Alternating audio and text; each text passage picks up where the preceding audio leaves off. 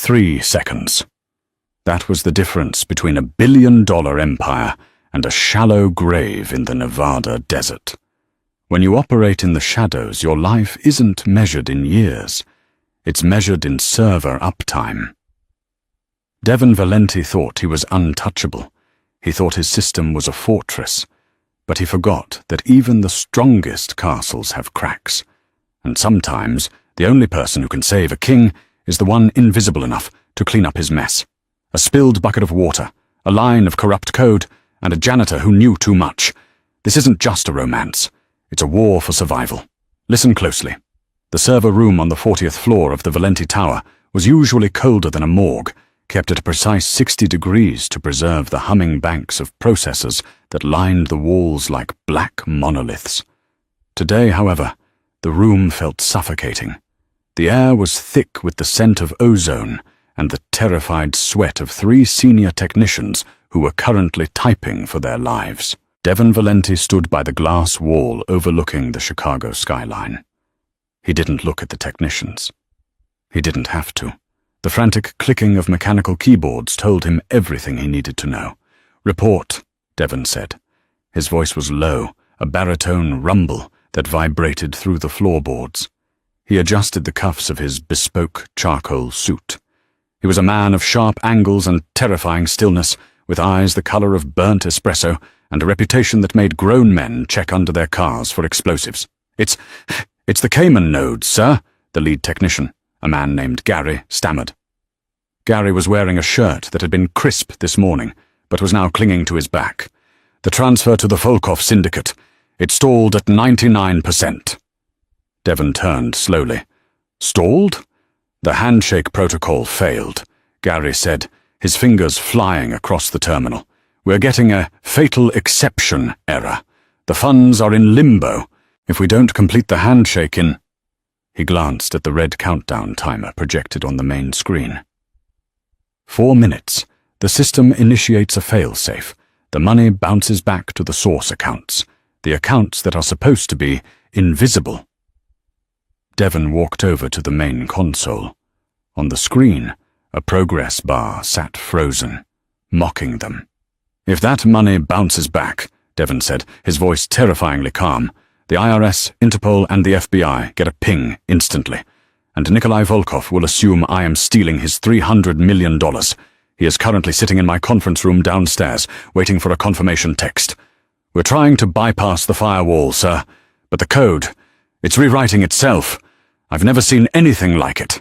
It's like a hydra. We cut one head, 2 more appear," Gary cried out, panic rising in his throat. Devon pulled a silver lighter from his pocket, flicking the lid open and closed. Clink, clink. The sound was a metronome counting down their execution. This system, the Iron Ledger, cost him $50 million to build. It was supposed to be impenetrable. "You have 3 minutes, Devon said. "Fix it, or I throw you through that window." Gary typed harder. The other 2 techs were hyperventilating.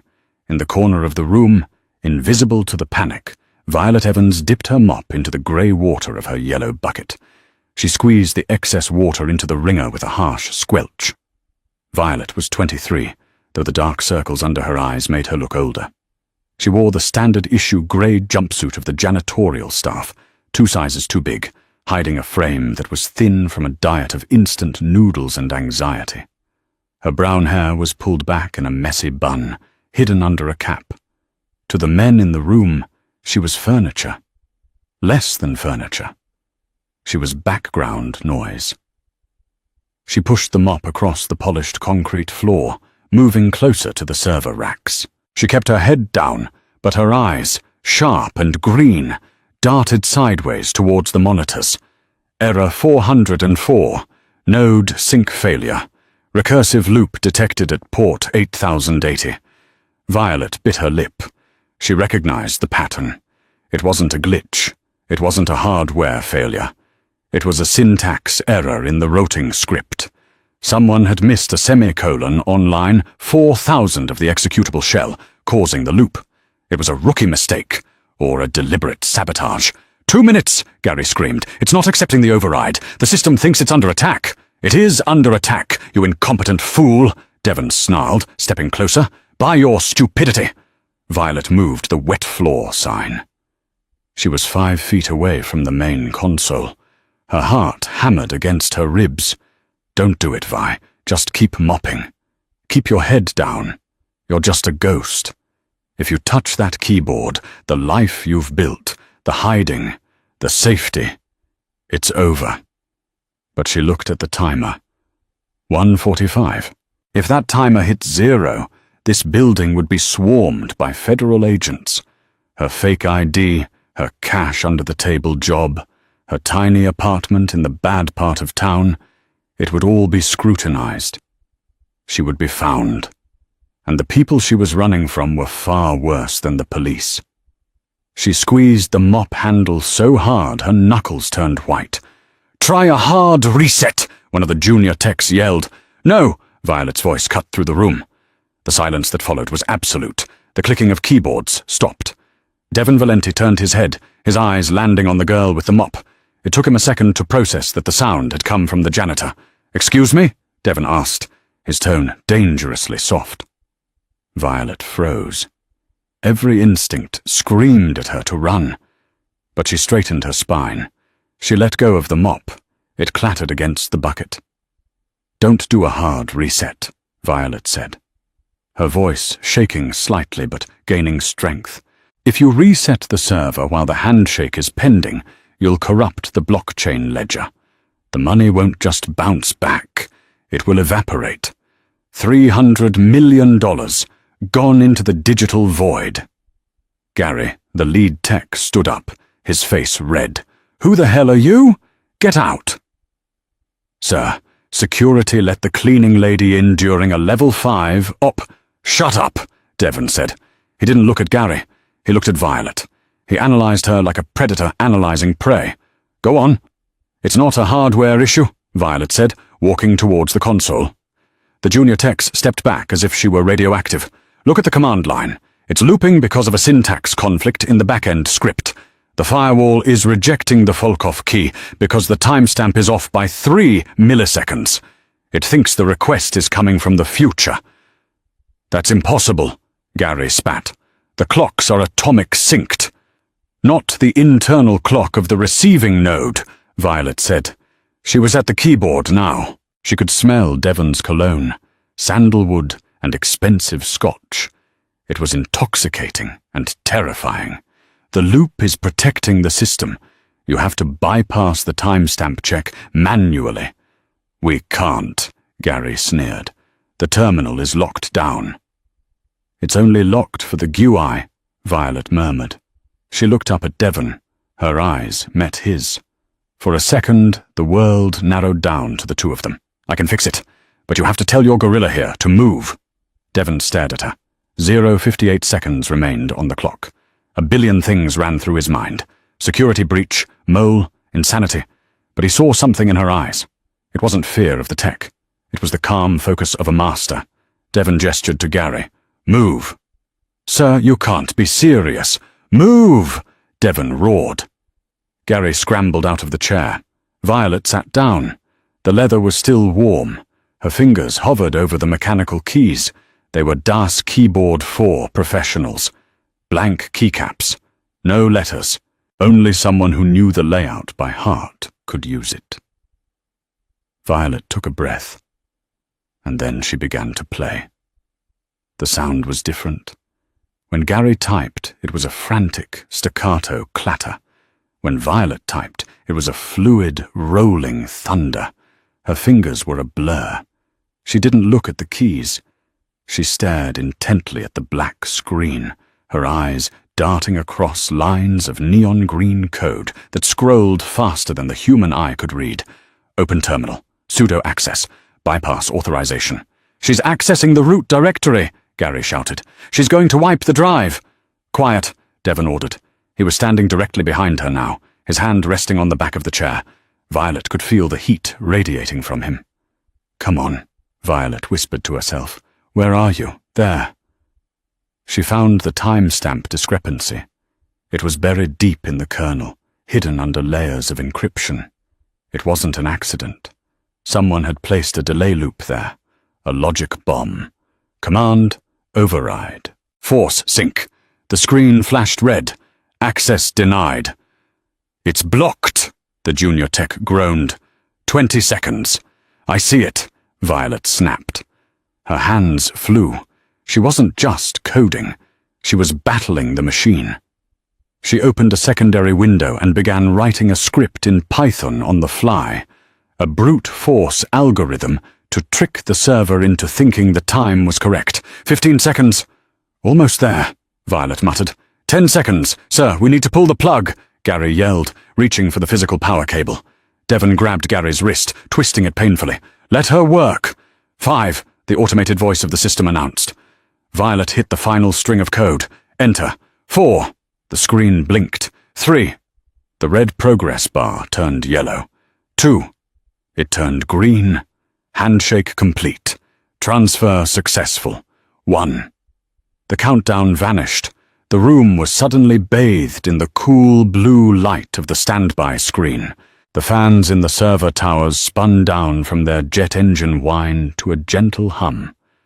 Silence returned to the 40th floor. Violet slumped in the chair, her chest heaving. Her hands were trembling now. The adrenaline was crashing. She stared at the words, "Transfer successful." She had just laundered $300 million for the most dangerous crime syndicate in North America. She stood up abruptly. I have to finish the hallway." She turned to leave, keeping her head down, reaching for her mop bucket. "Stop!" The single word clamped around her ankle like a shackle. Violet froze. She didn't turn around. "I really need to get back to work, sir. My supervisor checks the cameras."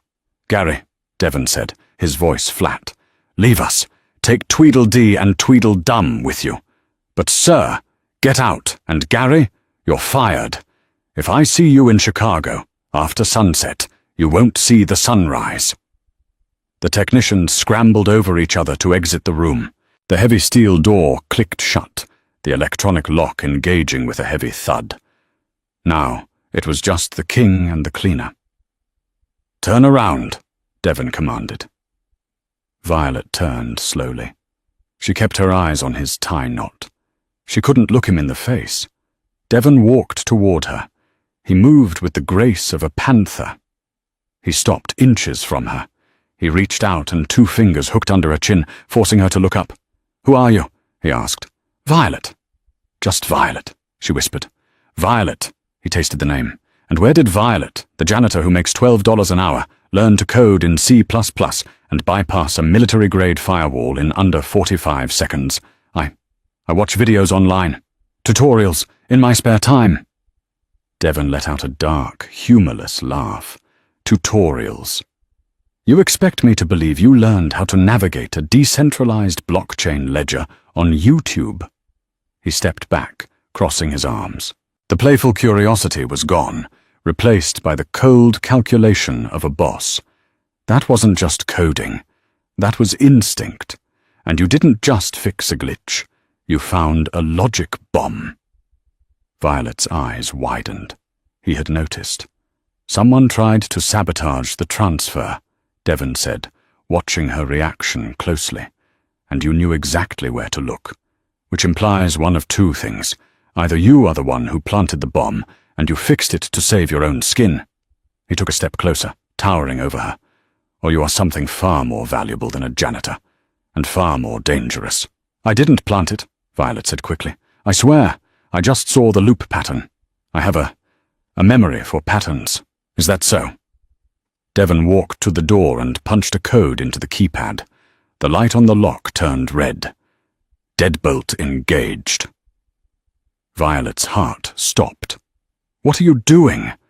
"You just saved me $300 million and prevented a war with the Russians," Devon said. "But in doing so, you saw the transaction details. You saw the account numbers. You saw the names." He turned back to her. "In my world, Violet, witnesses are liabilities. Liabilities are removed." Violet backed up until her legs hit the server rack. "I won't say anything, I swear. I just want to mop floors and go home." "No one wants to mop floors," Devon countered. "People mop floors because they are hiding. Who are you hiding from, Violet?" She didn't answer. She couldn't. Devon pulled out his phone. He dialed a number. "Bring the car around and tell Volkov the deal is done. Then send security to the server room. I have a guest." He hung up and looked at her. "You're not going home tonight, Violet.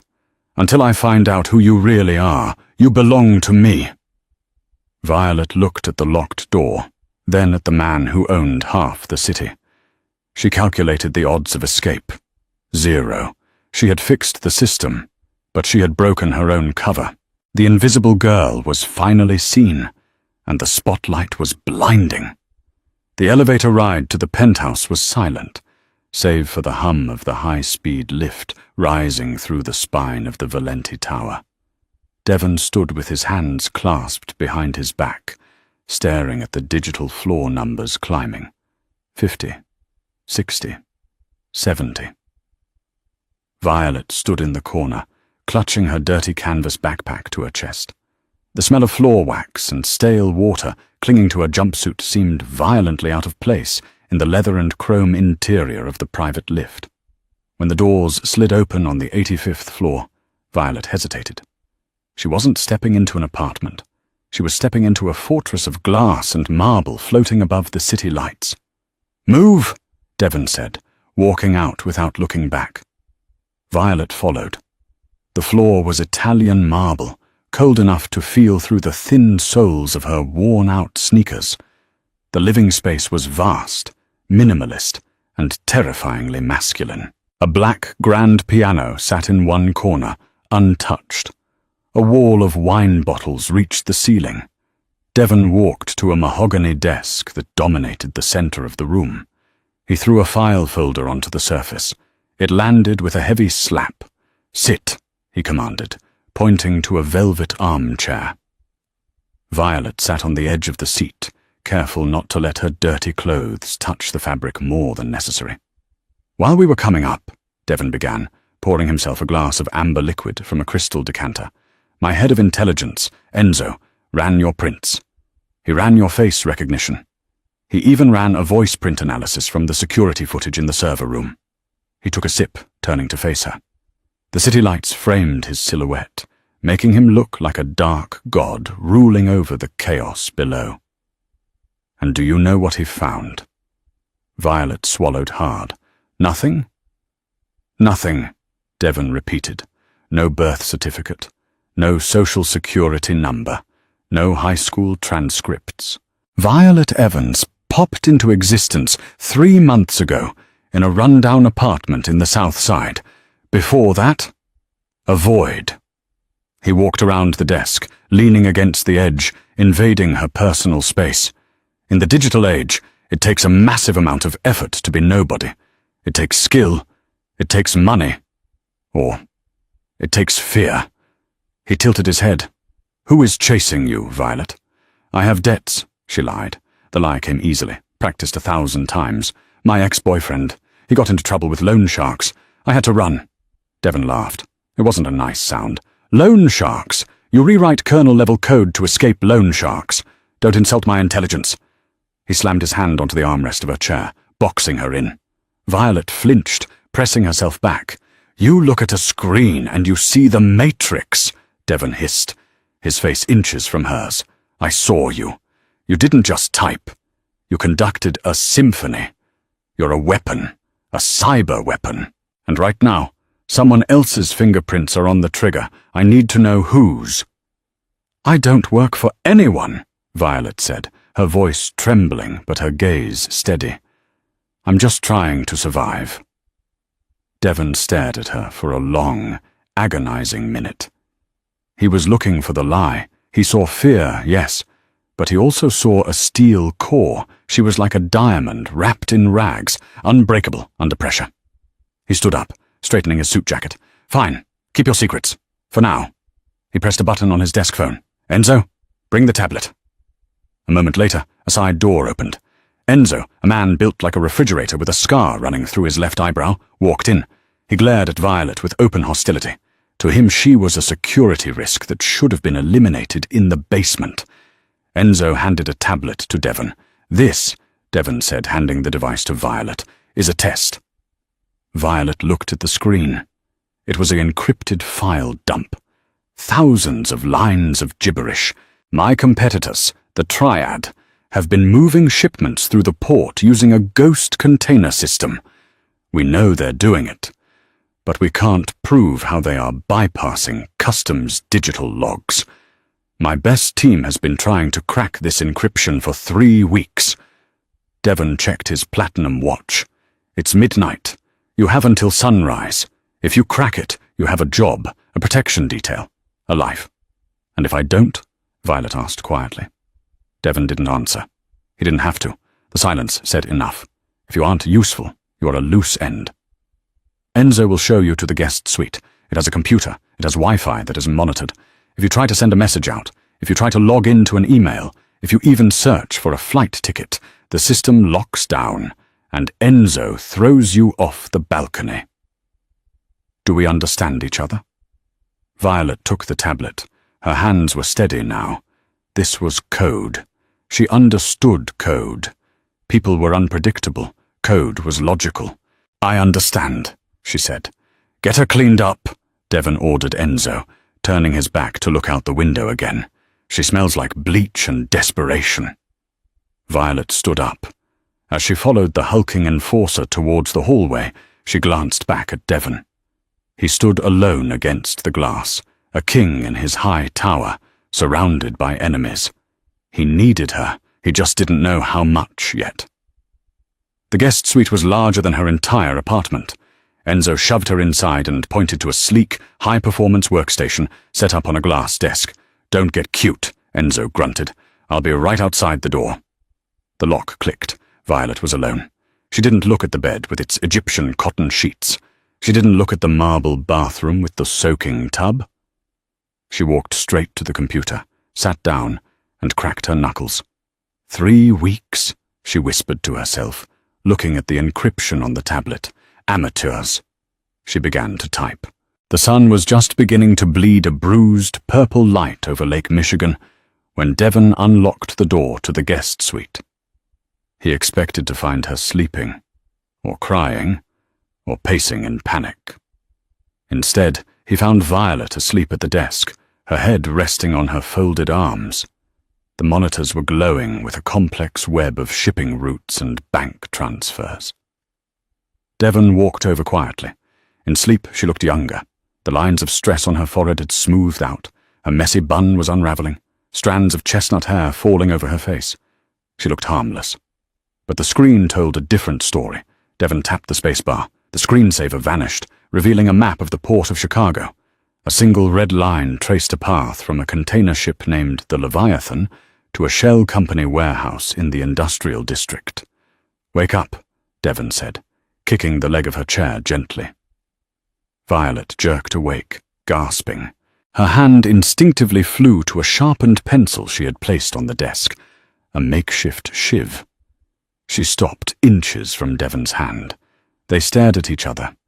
The violence in her reflex surprised him. "Easy, Tiger," Devon murmured, eyeing the pencil. "I see you've made yourself at home." Violet dropped the pencil, rubbing her eyes.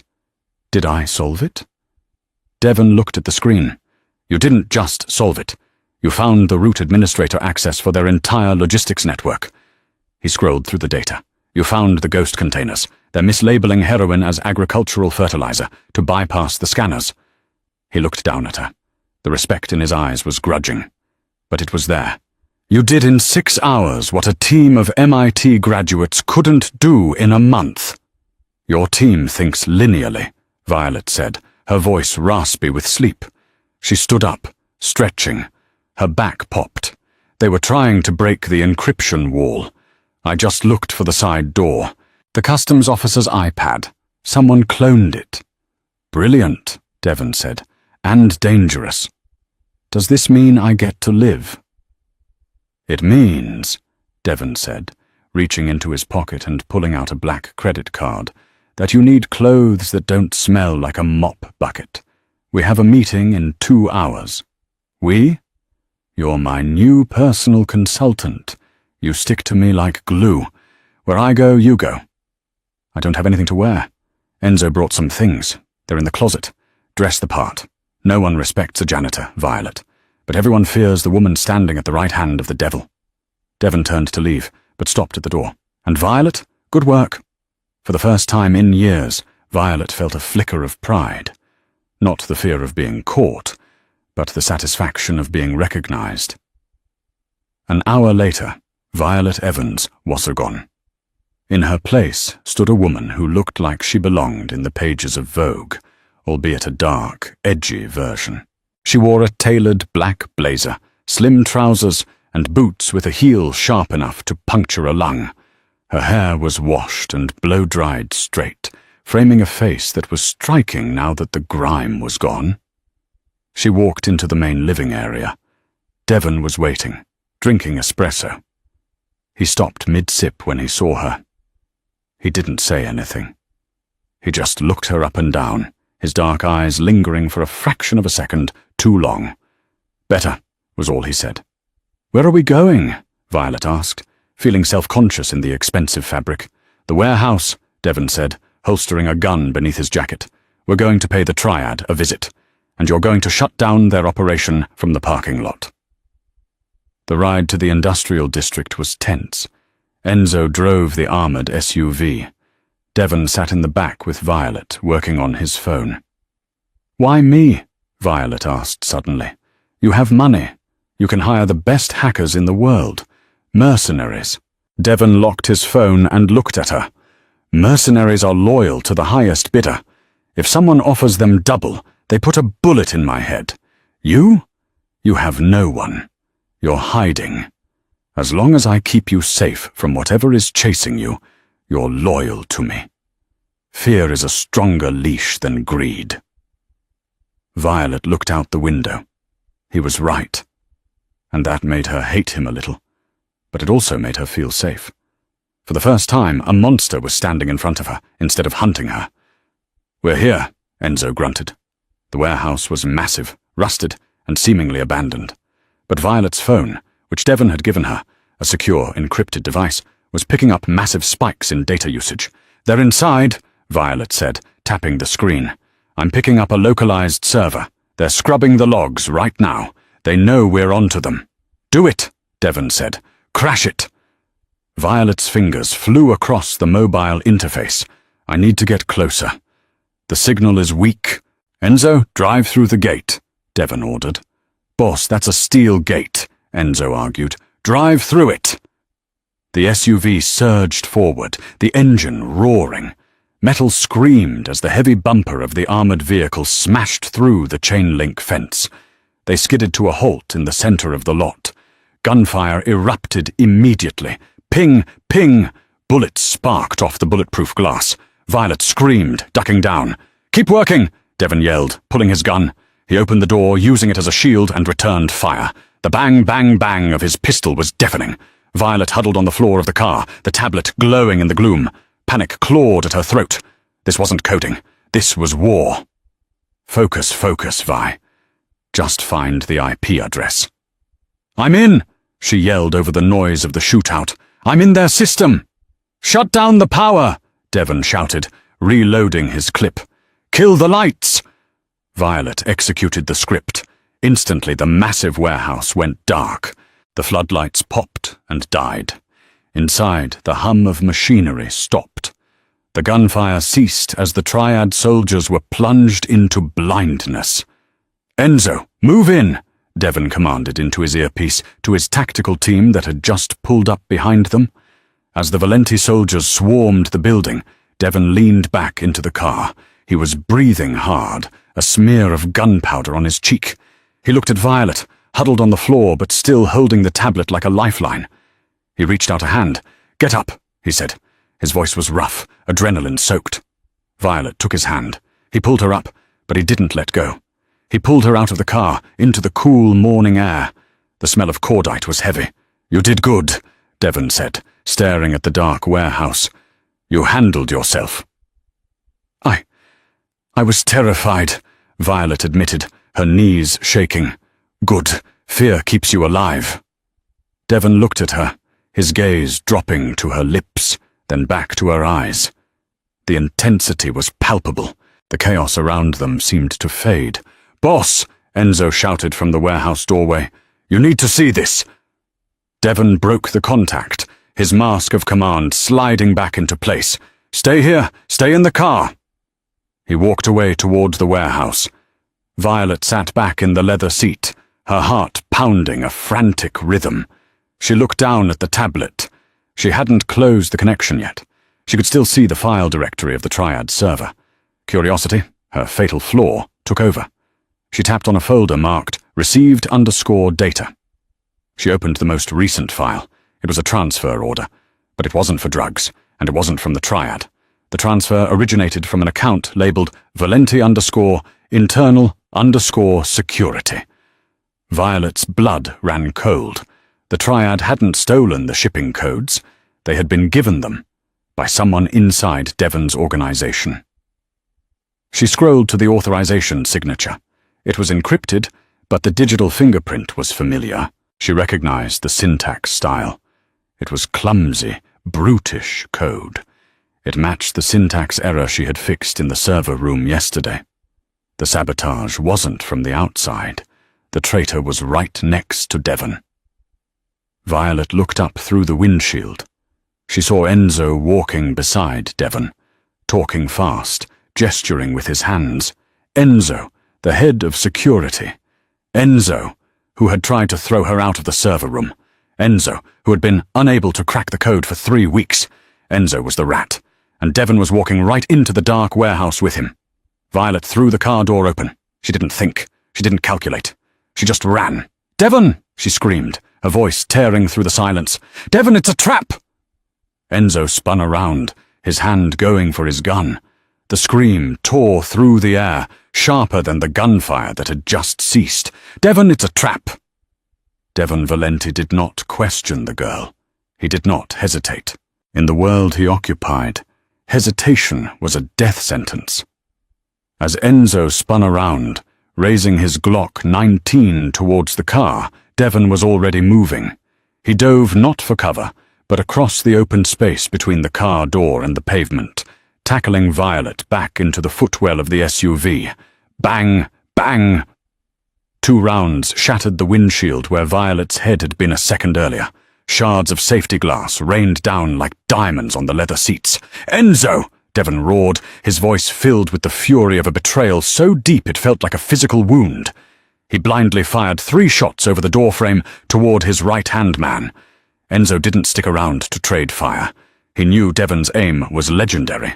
Instead, the traitor fired a single shot into a red barrel sitting near the warehouse entrance, a barrel marked with a flammability diamond. The explosion was concussive. A wave of heat and orange flame rolled outward, knocking the wind out of Devon. The warehouse entrance collapsed in a shower of twisted metal and concrete, sealing Enzo inside, or allowing him to escape through the back tunnels he undoubtedly knew existed. "Drive!" Devon shouted at the empty driver's seat, then realized Enzo was the driver. He swore viciously in Italian. He grabbed the wheel from the passenger side, climbing over the center console while keeping Violet pinned down with one hand. "Stay down!" He slammed the SUV into reverse. The tires shrieked, burning rubber as the heavy vehicle spun 180 degrees. Another explosion rocked the warehouse, sending a plume of black smoke into the gray morning sky. Devon gunned the engine, tearing out of the industrial lot just as the sirens of the Chicago PD began to wail in the distance. He drove with mechanical precision, his knuckles white on the steering wheel, his jaw set so hard a muscle twitched beneath his ear. Violet slowly sat up, brushing glass from her hair. She was shaking violently. The adrenaline crash was hitting her hard. He tried to kill you," she whispered. "No," Devon corrected, his eyes glued to the rearview mirror. "He tried to kill you. He missed me on purpose. He needed you dead because you saw the code." He took a sharp left, navigating the labyrinth of alleys to lose any potential tail. "Show me," Devon demanded, his voice dangerously low. Show me the proof." Violet's hands were trembling so badly she dropped the tablet twice before she could unlock it. She navigated to the log file she had uncovered. "Here," she said, holding it up. "The transfer authorization. It's signed with a distinct cryptographic key. It's clumsy, brute force coding. The same syntax I saw in the server room loop. It matches the IP address of Enzo's personal terminal in the penthouse." Devon glanced at the screen, then back at the road. The evidence was irrefutable. Enzo, the man he had pulled from the gutters of Naples, the man he had treated like a brother for 10 years, was selling him out to the Triad. "He wasn't just stealing money," Violet said, her mind racing as she connected the dots. "The logic bomb yesterday. It wasn't meant to fail. It was meant to freeze the system long enough for him to copy the master ledger. When I fixed it, I locked him out before the download was complete." Devon hit the steering wheel with his palm. "That's why he wanted you gone. You didn't just fix a glitch, Violet. You cut off his payday." The SUV merged onto the highway, blending in with the morning rush-hour traffic. The anonymity of the crowd was their only shield now. "Where are we going?" Violet asked. "Back to the tower?" "No," Devon said darkly. "Enzo controls security at the tower. He has my biometric codes. He has the surveillance feed. If we go there, we're walking into a kill box.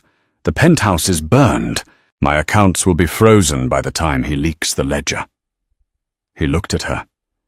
For the first time, the mask of the untouchable mafia, Don, cracked. He looked tired. He looked human. "We have nowhere to go," he admitted. "Every safe house I have, Enzo knows about. Every ally I have, Enzo has a file on." Violet looked at the man who owned the city, now reduced to a fugitive in his own car. She looked at the tablet in her lap. She bit her lip. "Not everywhere," she said softly. Devon glanced at her. "What?" "I have a place," Violet said. "It's off the grid. No cameras, no digital footprint. It's where I go when I need to disappear." Devon raised an eyebrow. "A janitor's apartment?" "No," Violet said, her voice firm. "My bunker." Devon looked at her, really looked at her, realizing again that he knew absolutely nothing about the girl sitting next to him. "Lead the way," he said. The bunker was located in the basement of a defunct textile factory in the Rust Belt district, miles away from the gleaming skyscrapers of downtown. The building was a hollow shell, covered in graffiti and surrounded by razor wire. Devon parked the SUV inside the loading bay, hidden from the street. "This way," Violet said, using a heavy iron key to open a nondescript service door. They descended 2 flights of concrete stairs into total darkness. Violet clapped her hands twice. Clap, clap. Motion sensors triggered, and a strip of warm LED lights illuminated the space. Devon stopped in his tracks. He expected a mattress on the floor and a hot plate. What he saw was a high-tech command center that rivaled his own. The basement was climate-controlled. One wall was entirely covered in server racks, their lights blinking in a hypnotic rhythm. A massive curved monitor setup dominated the center of the room. There was a small living area, a cot, a mini-fridge, and a bookshelf filled with paperbacks. But the technology was worth millions. "Who are you?" Devon asked, his voice echoing in the concrete chamber. He walked over to the server racks. "This is military-grade hardware, liquid cooling, quantum encryption nodes. You can't buy this on Amazon, Violet." Violet locked the heavy steel door behind them and engaged 3 deadbolts. She walked over to the desk and tossed her keys down. She didn't answer immediately. She went to a first aid kit mounted on the wall. "Sit down," she told him. "You're bleeding." Devon looked down. He hadn't noticed, but a shard of glass from the windshield had sliced his forearm. Blood was dripping onto the concrete. He sat on the edge of the cot. Violet pulled up a stool, cleaned the wound with antiseptic, and began to stitch it up. Her hands, usually flying across a keyboard, were gentle and precise with the needle. "You saved my life today," Devon said, watching her work. The smell of her hair, rainwater and cheap shampoo, filled his senses. "Twice." "I was saving myself," Violet murmured, not meeting his eyes. If Enzo killed you, he would have killed me next. Bullshit, Devon said softly. He reached out with his good hand, tilting her chin up so she had to look at him. You could have run when the shooting started. You warned me. Why?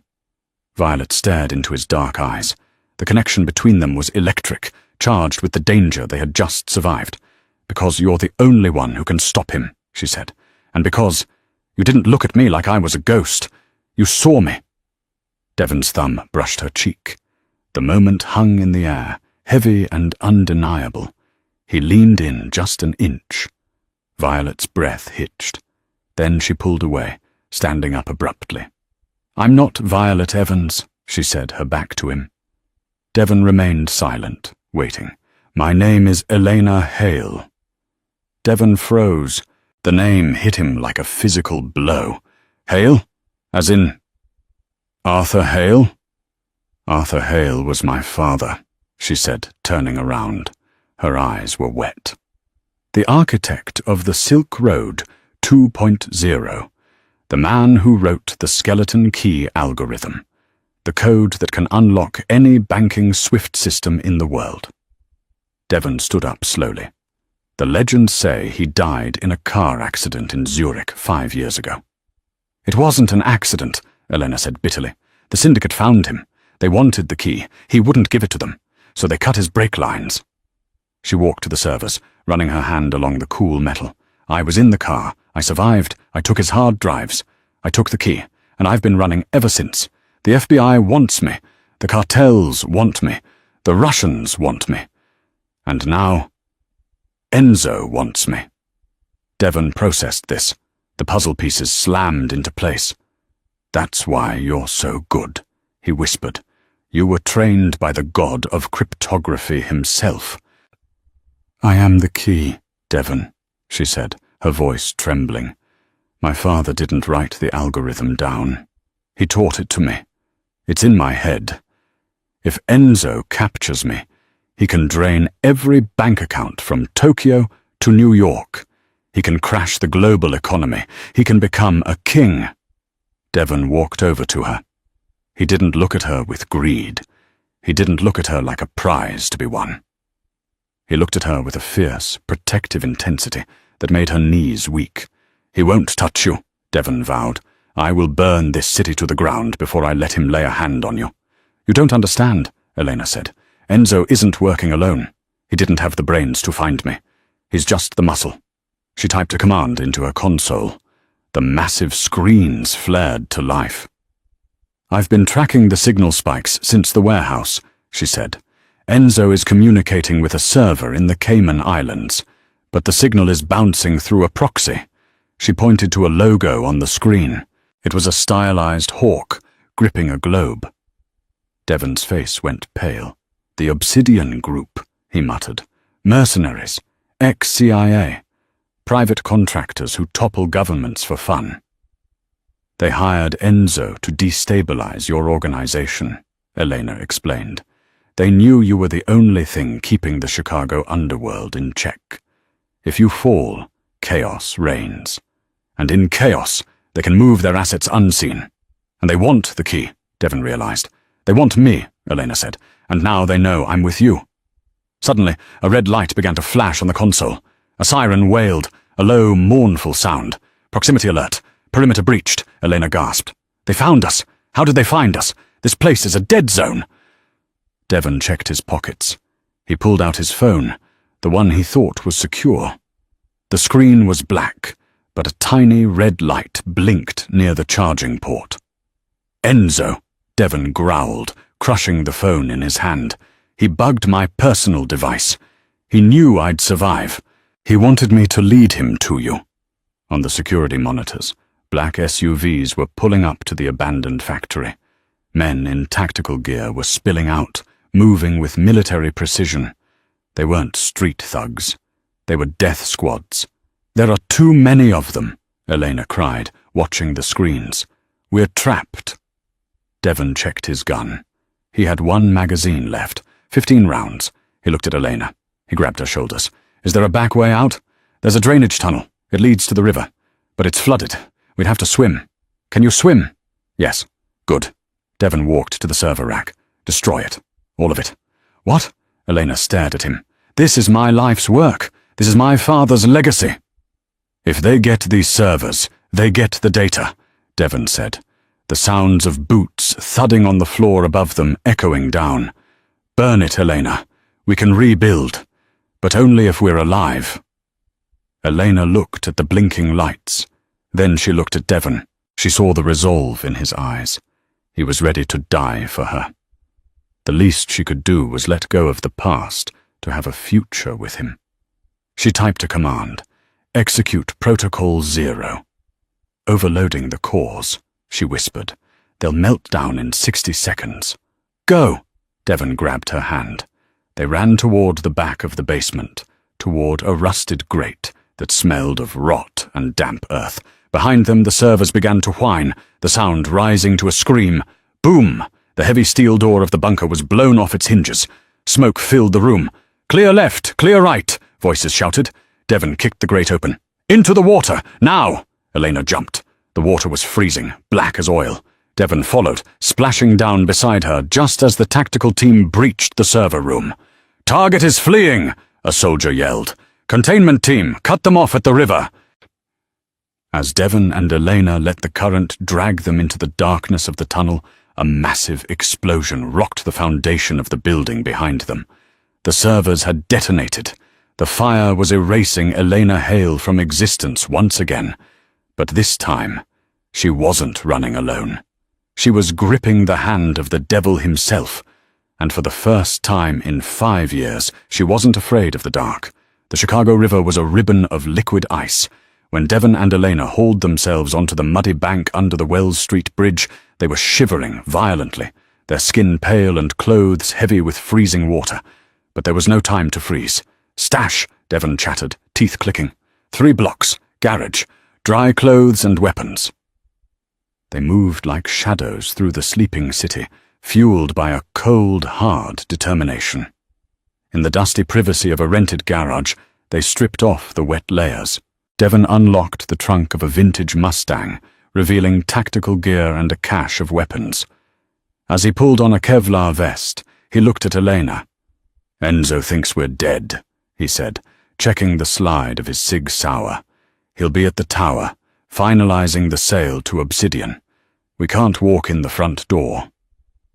Elena closed her eyes, visualizing the Valenti Tower, not as a building, but as a living organism. She knew its veins and arteries better than anyone. The HVAC shafts, she said, eyes snapping open. I mopped the ventilation control room on the 30th floor last week. There's a manual override for the service elevator meant for fire crews. It bypasses the security grid. Devon smirked, a dangerous glint returning to his eyes. The janitor breaks us in. Get me to the 85th floor server room, Elena vowed, pulling on a black turtleneck. And I won't just stop the transfer. I'll use the skeleton key to trace the Obsidian Group's offshore accounts and drain them dry. I'm taking back my life. Underscore, underscore, underscore, underscore, underscore, underscore, underscore, underscore, underscore, underscore, underscore, underscore, underscore, underscore, underscore, underscore. The ascent was grueling. They scaled the fire escape to the 3rd floor, then cut into the ventilation system. It was a claustrophobic maze of aluminum and dust. Elena led the way, navigating by memory, until they dropped silently into the service corridor of the 85th floor. The air here smelled of expensive leather and betrayal. Devon silenced the 2 guards at the double doors with terrifying efficiency, dragging their unconscious bodies into a linen closet. He pressed his ear to the mahogany wood of the main office. The transfer is at 80%. Enzo's voice floated through, thick with arrogance. Tell the board the Valenti era is over. Chicago is ours. Just make sure the girl is confirmed dead, a cold voice replied. The Obsidian representative. Devon looked at Elena. He didn't say, I love you. The promise of violence he was about to inflict on her behalf said it for him. He kicked the door open. The wood splintered with a thunderous crack. Meeting adjourned. Devon snarled. Enzo sat behind the massive desk, a glass of scotch in hand. The Obsidian rep stood by the window. Before their guards could raise their rifles, Devon dropped the nearest one with 2 shots to the chest and dove behind the grand piano as the room erupted in gunfire. "Elena, go!" Devon shouted, providing suppressing fire. Elena didn't run for cover. She ran for the desk. Enzo shrieked, scrambling underneath it as bullets shredded his leather chair. Elena slid across the polished floor, her fingers instantly finding the keyboard. The screen flashed red. "Transfer in progress, 90%. "Kill her!" the Obsidian rep yelled, pulling a submachine gun from his briefcase. He aimed directly at Elena's exposed back. Devon didn't think. He broke cover, sprinting across the open room to put his body between the gun and the girl. Zip, zip, zip. 3 rounds caught Devon in the chest. The impact knocked the wind out of him, cracking ribs, but he stayed upright just long enough to fire a single, fatal shot into the rep's forehead. "Devon!" Elena screamed as he crumpled to one knee. "Type!" he roared, blood staining his teeth. "Finish it!" Enzo crawled out from under the desk, seeing Devon down. He raised his pistol, aiming at the back of Elena's head. "Game over, bitch!" Elena didn't turn. She hit enter. Reverse routing initiated. Target, Obsidian_Global_Holdings. Status, draining. "What did you do?" Enzo gasped, staring at the screen as the bar turned blue. "I bankrupted you," Elena said coldly, spinning the chair around. Enzo pulled the trigger. Click! He stared at the gun in horror. "Electronic firing pin," Elena said, her voice steady. "I just disabled every smart weapon in the building via the local Wi-Fi. You really should update your firmware, Enzo." Enzo screamed in incoherent rage and lunged at her, but a hand, heavy and battered, grabbed his throat from behind. Devon stood up, wheezing but alive. He lifted Enzo off the ground with one hand, walking him backward toward the shattered, floor-to-ceiling window. "I gave you a kingdom," Devon whispered into his traitorous ear, "and you sold it for spare change." "Dom, please!" "Goodbye, brother." Devon threw him. Enzo's scream was lost to the wind as he fell 85 stories to the pavement below. Silence reclaimed the room. Devon swayed, and Eleanor was there instantly, catching him. "You're shot!" she cried, tearing at his vest. "Kevlar held," Devon winced, touching his bruised ribs. "I'll live." He looked up at the wall screen. Obsidian Group. Balance, $0. Valenti account. Balance, plus $1, 200 million. "You stole $1 billion, Devon breathed, looking at her with awe. "I told you," Elena whispered, wiping a smudge of dirt from his cheek. "I'm good at cleaning up messes." Devon laughed, a painful, raspy sound. He tangled his hand in her hair, pulling her face down to his. "No more janitor closets, Elena Hale. You want to rewrite the world? You do it from here, by my side." "Is that a job offer?" she teased, tears spilling over. "It's a proposal," Devon said. "Be my queen." Elena kissed him. It tasted of copper and victory. System accepted. 6 months later, the gala at the Valenti Tower was the event of the decade. The elite of Chicago mingled under the truce of the Valenti flag, terrified and awed by the resurrected empire. Devon Valenti stood on the balcony, a glass of champagne in hand. The glass doors opened, and a woman stepped out. She wore a gown of midnight blue silk, embroidered with silver thread, that resembled cascading binary code. She radiated power. She wasn't Violet, the janitor. She was Mrs. Valenti, the architect. "The senator wants to know if we can help with his election discrepancy," Elena said, handing Devon a tablet. "Can we?" "Already done. And I found his hidden offshore accounts, just in case he forgets who put him in office." Devon smiled, tossing the tablet onto a chair. He pulled his wife into his arms. Below them, the city of Chicago glittered, a massive circuit board of lights, and they controlled the switch. "You know," Devon murmured, kissing her neck, "I fired the new cleaning crew today." "Why?" "They missed a spot." Elena laughed, the sound ringing out over the city. "Don't worry, boss, I'll handle it." And that is how the woman who mopped the floors ended up owning the building. From the dust of a janitor's closet to the diamond-studded skyline of Chicago, Violet, Elena, proved that in a world of brute force, the sharpest weapon is the mind. Devon thought he was saving a damsel, but she saved him from a fall that would have shattered his empire. It makes you wonder, doesn't it? The quiet people in the background of your life. What kind of power are they hiding? Maybe the person cleaning your office holds the key to the next billion-dollar empire.